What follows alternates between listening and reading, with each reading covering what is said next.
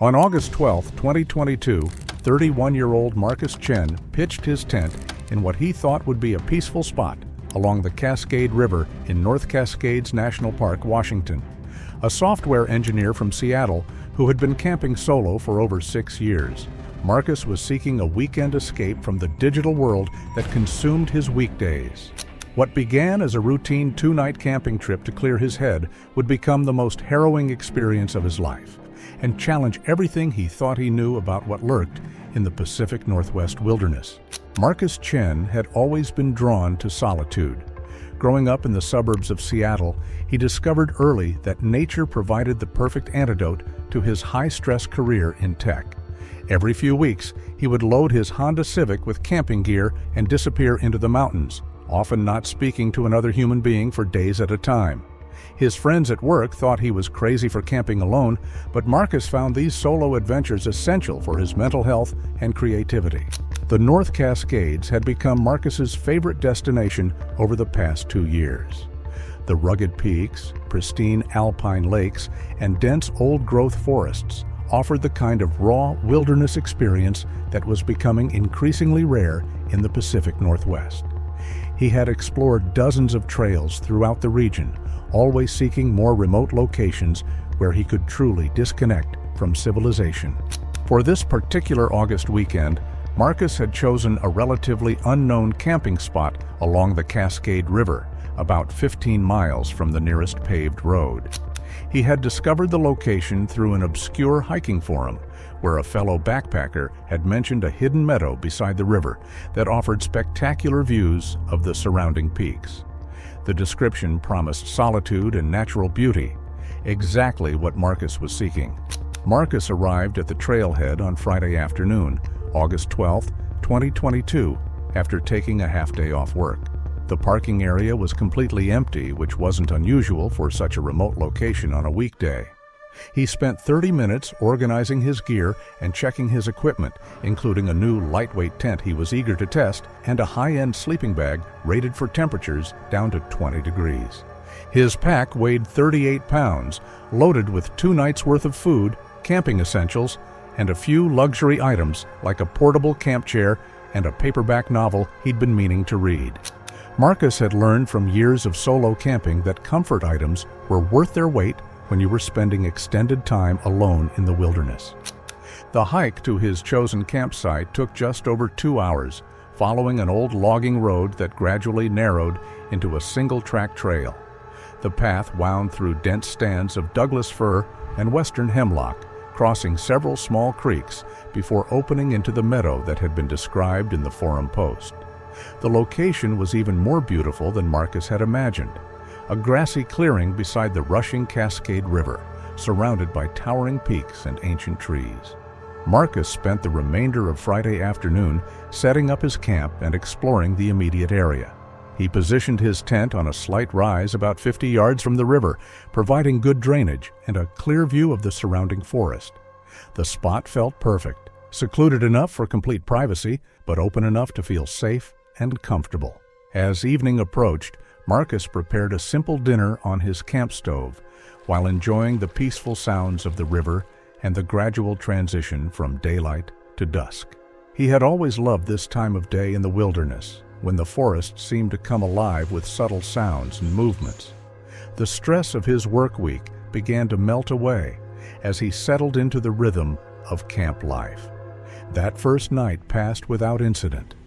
Marcus slept soundly in his new tent, lulled by the constant sound of flowing water and the gentle rustling of wind through the trees. He woke refreshed on Saturday morning, looking forward to a full day of hiking and photography in the surrounding area. Saturday proved to be everything Marcus had hoped for. He spent the morning exploring upstream along the river, discovering hidden pools and small waterfalls that would have made perfect swimming holes if the water hadn't been so cold. The afternoon was devoted to hiking up a steep ridge that offered panoramic views of the North Cascades wilderness, stretching endlessly in all directions. As Marcus made his way back to camp in the late afternoon, he noticed something that hadn't been there when he left that morning. Near the edge of his campsite, pressed into a patch of soft earth beside the river, was what appeared to be a large footprint. The impression was roughly 14 inches long and significantly wider than any human foot, with clearly defined toe marks that suggested whatever made it had been walking upright. Marcus knelt beside the print, trying to make sense of what he was seeing. His first thought was that it might be a bear track, but the shape was all wrong. Bears left claw marks and had a completely different foot structure. This print looked disturbingly human-like, but far too large to have been made by any person. He spent several minutes examining the track, taking photos with his phone, and trying to think of rational explanations. The print was fresh, made sometime during the day while he was away from camp. The depth suggested something very heavy, probably weighing several hundred pounds. Most puzzling was the fact that there was only one clear print visible, as if whatever made it had been careful to step only in that one spot of soft ground. Marcus searched the surrounding area for additional tracks, but found nothing conclusive. There were some disturbed areas in the vegetation and what might have been partial impressions in harder ground, but nothing as clear as the single print near his tent. The discovery left him feeling unsettled, though he tried to rationalize it as probably being from some large animal he wasn't familiar with. As darkness fell on Saturday night, Marcus found himself more alert than usual to the sounds around his campsite. Every snap of a twig or rustle in the bushes seemed amplified, and he caught himself straining to listen for anything unusual. He had never been particularly nervous about camping alone, but the mysterious footprint had planted a seed of unease that he couldn't shake. Marcus eventually fell asleep around 11 p.m., but his rest was fitful and interrupted by strange dreams. He found himself waking periodically throughout the night, listening to the forest sounds and trying to determine if anything was out of place. Each time he woke, the wilderness seemed normal, just the usual symphony of insects, small animals, and wind through the trees. It was during one of these periods of light sleep, sometime around 3:30 a.m., that Marcus became aware of something moving near his tent. At first, he thought he might be dreaming, but the sounds were too distinct and too close to be imagination. Heavy footsteps were circling his campsite, moving with deliberate slowness as if trying not to make noise. Marcus lay perfectly still in his sleeping bag, his heart beginning to race as he realized this was no dream.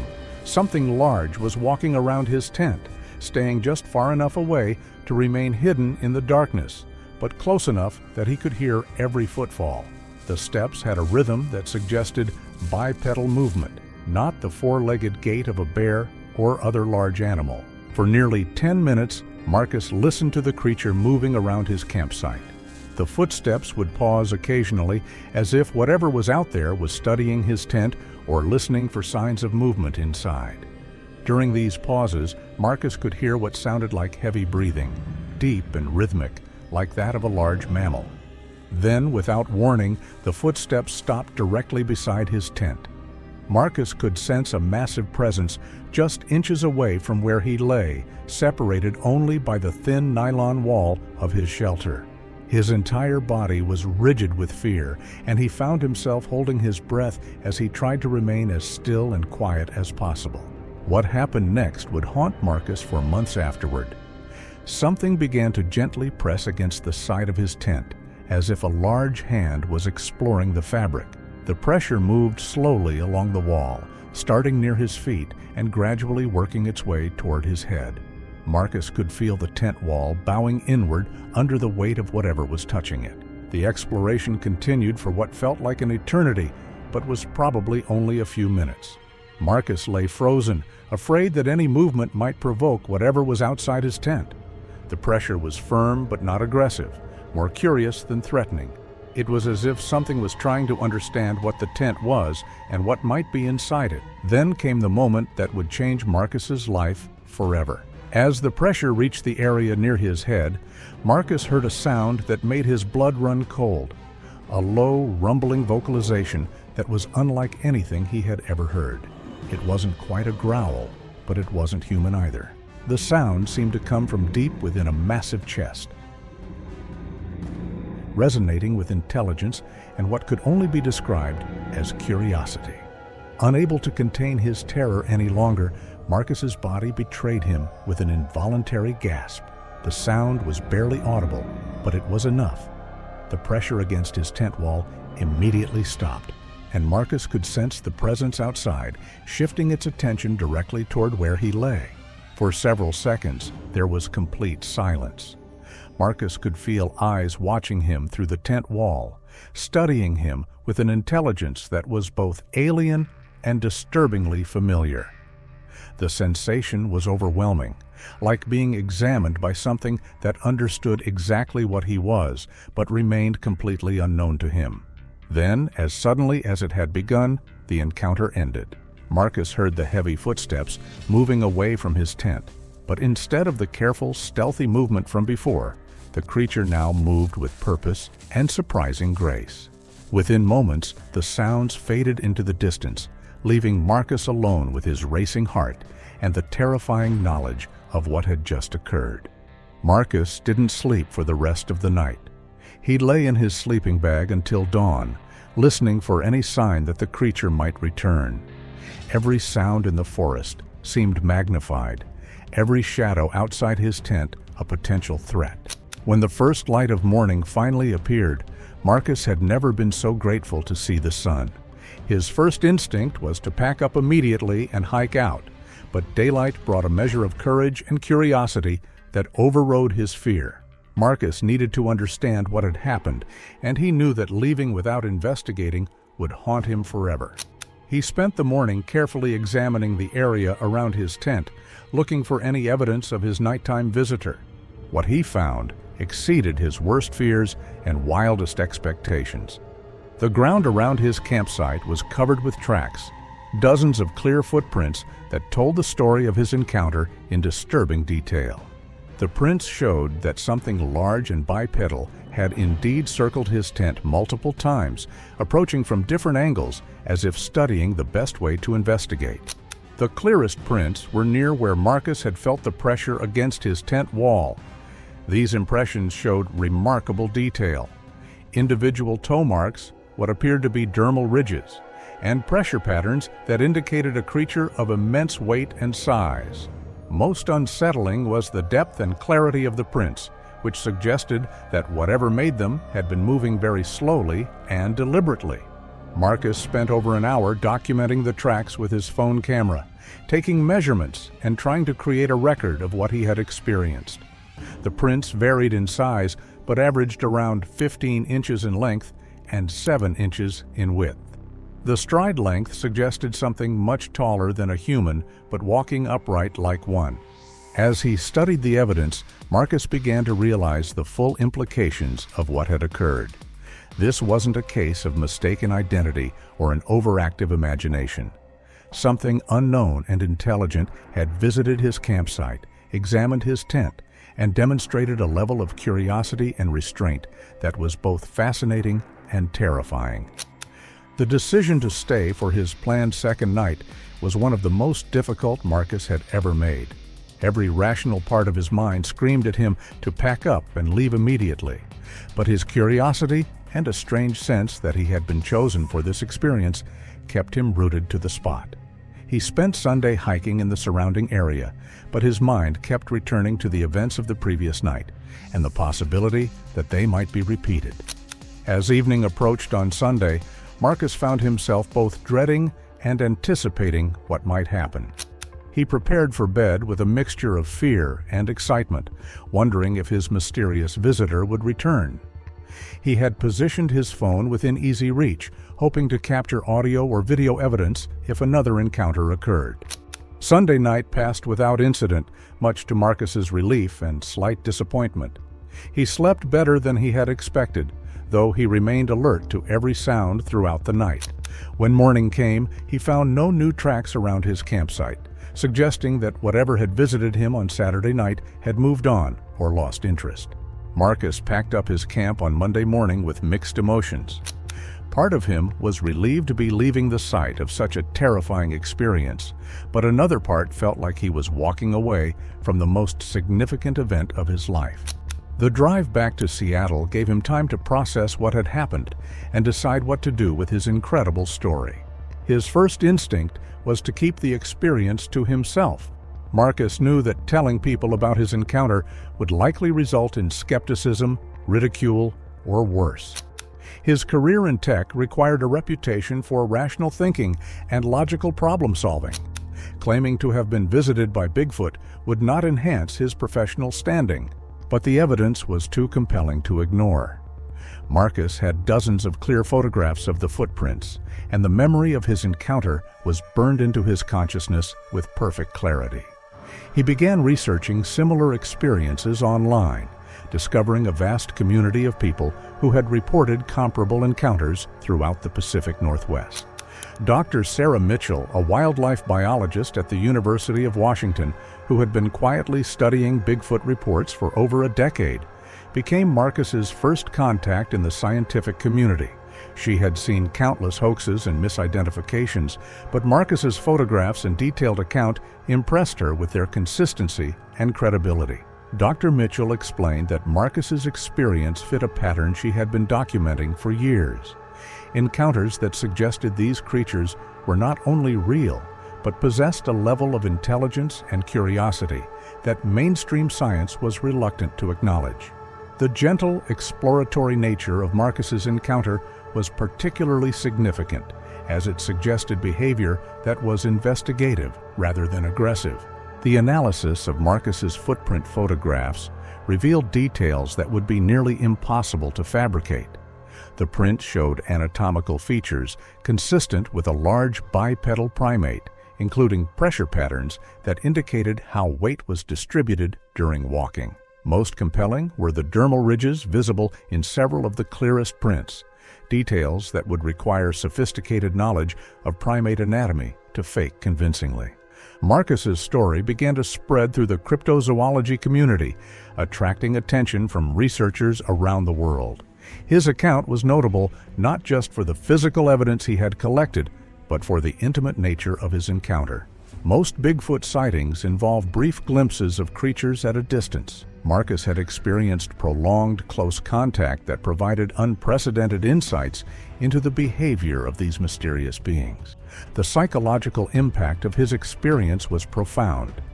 Marcus found himself changed by his encounter, more aware of the mysteries that still existed in the natural world, and less certain about the boundaries between the known and unknown.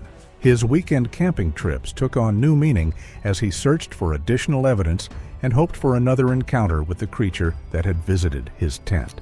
6 months after his original experience, Marcus returned to the same campsite, hoping to find additional evidence or perhaps encounter his mysterious visitor again. The location looked exactly as he remembered, but despite spending 3 nights in the same spot, nothing unusual occurred. The creature, whatever it was, had moved on or chosen not to reveal itself again. Marcus's encounter has become one of the most well-documented and credible Bigfoot reports in recent years.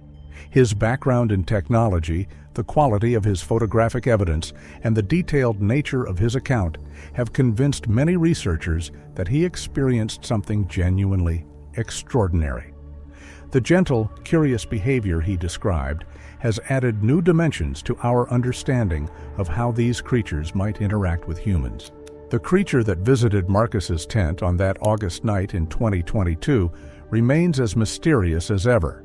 But the brief contact between human and unknown being has provided a glimpse into a hidden world that exists parallel to our own, reminding us that even in our modern age of scientific advancement, the wilderness still holds secrets that challenge our understanding of what's possible. Marcus continues to camp in the North Cascades, always hoping for another encounter, but never again experiencing anything like that terrifying and wonderful night when something unknown chose to investigate his tent. His story serves as a reminder that sometimes the most profound experiences come not from seeking them out, but from remaining open to the extraordinary encounters that await those brave enough to venture alone into the wild places where mystery still lives. The truth about what pressed against Marcus's tent wall that night may never be fully understood, but his experience has opened new avenues of research and added to the growing body of evidence that suggests we are not alone in the wilderness. Sometimes, in the deepest forests of the Pacific Northwest, we are the ones being watched, studied, and perhaps even protected by intelligences that remain just beyond our understanding. The months following Marcus's encounter brought unexpected changes to his life that extended far beyond his camping habits.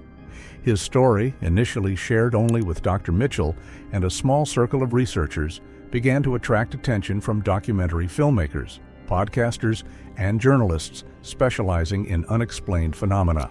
Marcus found himself reluctantly thrust into a spotlight he had never sought, becoming a reluctant spokesperson for an experience he was still trying to fully understand. The first major media attention came from a popular paranormal podcast called Wilderness Mysteries, whose host had heard about Marcus's encounter through the Cryptozoology Research Network.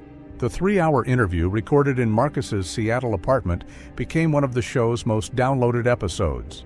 Marcus's calm, technical approach to describing his experience, treating it like a software problem to be analyzed and understood, resonated with listeners who were tired of sensationalized Bigfoot stories.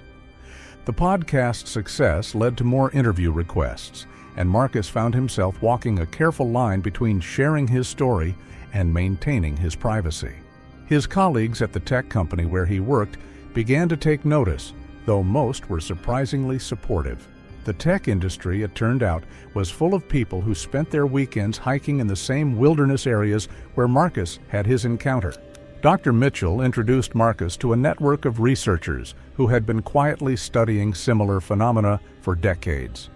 This group, calling themselves the Pacific Northwest Primate Research Collective, included wildlife biologists, anthropologists, and even a few park rangers who had witnessed unexplained encounters during their careers. Marcus discovered that his experience, while extraordinary, was part of a larger pattern of interactions that suggested these creatures had been observing and occasionally making contact with humans for generations. The collective had been documenting what they called investigative encounters, incidents where the creatures seemed to be studying human behavior rather than simply avoiding contact. Marcus's tent investigation fit perfectly into this category, along with dozens of other reports from campers, hikers, and hunters who had experienced similar curious but non-threatening interactions. One particularly intriguing case involved a family camping near Mount Rainier, whose tent had been gently explored in almost exactly the same manner as Marcus's experience. The father, a geology professor, had remained silent about the encounter for over a decade before connecting with the research collective. His detailed notes and sketches from the incident showed remarkable similarities to Marcus's account, including the same pattern of circling behavior and gentle tactile investigation. As Marcus delved deeper into the research, he began to understand that his encounter might represent something more significant than a simple wildlife sighting. The evidence suggested that these creatures possessed not only intelligence, but also a sophisticated understanding of human behavior and technology. The fact that they could approach campsites undetected, investigate human artifacts without causing damage, and retreat without leaving obvious traces indicated a level of strategic thinking that challenged conventional assumptions about unknown primates. The psychological impact of this realization was profound. Marcus found himself questioning fundamental assumptions about intelligence, consciousness, and humanity's place in the natural world. His work in artificial intelligence took on new meaning as he considered the possibility that genuine non-human intelligence might already exist in the forests he loved to explore. His camping trips became more purposeful and scientific. Marcus began carrying additional equipment, motion-activated cameras, audio recording devices, and even environmental sensors that could detect changes in electromagnetic fields or infrasound that might indicate the presence of large animals. He developed protocols for documenting any unusual findings and shared his methods with other researchers in the collective. The scientific approach yielded surprising results. Over the course of 18 months following his original encounter, Marcus collected dozens of anomalous recordings, photographs, and environmental readings from various camping locations throughout the North Cascades. While none provided the definitive proof that would convince mainstream science, the accumulated evidence painted a picture of ongoing activity in areas where these creatures had been reported. Most intriguing were the audio recordings. Marcus's sensitive equipment captured vocalizations that didn't match any known wildlife in the region, complex calls that seemed to carry information across long distances. Analysis by acoustic experts revealed harmonic structures and frequency patterns that suggested intentional communication rather than random animal sounds. The research also revealed disturbing patterns in official incident reports. Park Service records, when examined carefully, showed clusters of unusual wildlife encounters and unexplained disturbances in areas where the collective had documented creature activity. Most of these reports had been filed away without investigation, dismissed as misidentifications or hoaxes by officials who lacked the context to understand their significance. Marcus's technical background proved invaluable in analyzing this data.